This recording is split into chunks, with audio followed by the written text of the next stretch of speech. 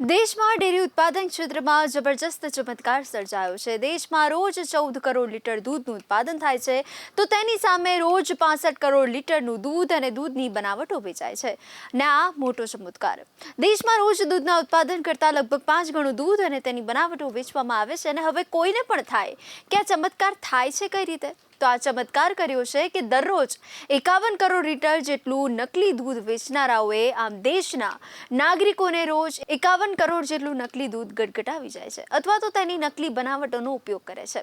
આમ દેશમાં દૂધ અને દૂધની બનાવટના ક્ષેત્રમાં મિલાવટ માફિયાનું રાજ્ય છે।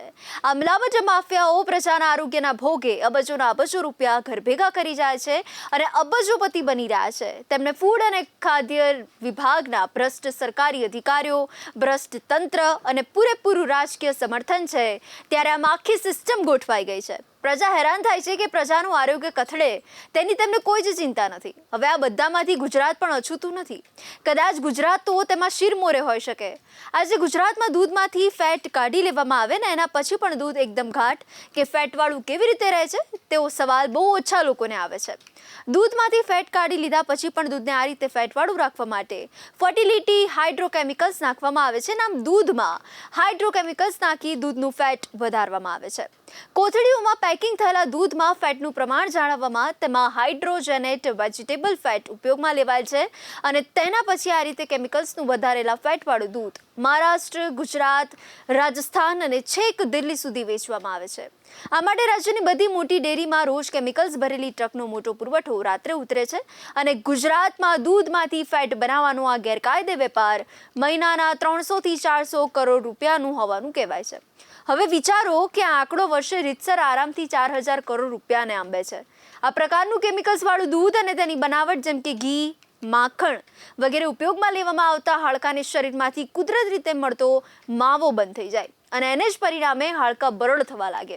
કોઈ પણ સમજી શકે છે કે પુરવઠા કરતાં માંગ વધુ હોય અને એમાં પણ 4 ગણી વધારે હોય તો કે રાતોરાત પુરવઠો વધી જવાનો નથી।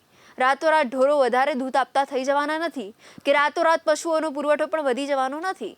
આ સંજોગોમાં બજારમાં ઉત્પાદન કરતાં 5 ગણો વધુ પુરવઠો ખડકાય અને તે કેવી રીતે શક્ય બને? આ શક્ય બનાવે છે મિલાવટ માફિયા। આ મિલાવટ માફિયા દૂધ અને દૂધની બનાવટની વધેલી માંગનો રીતસર મિલાવટ કરીને ફાયદો ઉઠાવે છે।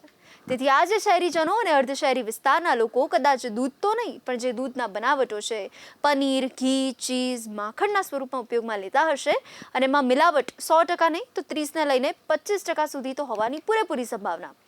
ઉલ્લેખનીય છે કે આમ આદમી પાર્ટીના વિસાવદરના ધારાસભ્ય ગોપાલ ઇટાલિયાએ આક્ષેપ કર્યો હતો કે જૂનાગઢની સાવર ડેરીમાં અડધું દૂધ જ બને છે અને મોટાભાગનું બનાવટી દૂધ અસલી દૂધ સાથે મિક્સ કરી વેચવામાં આવે।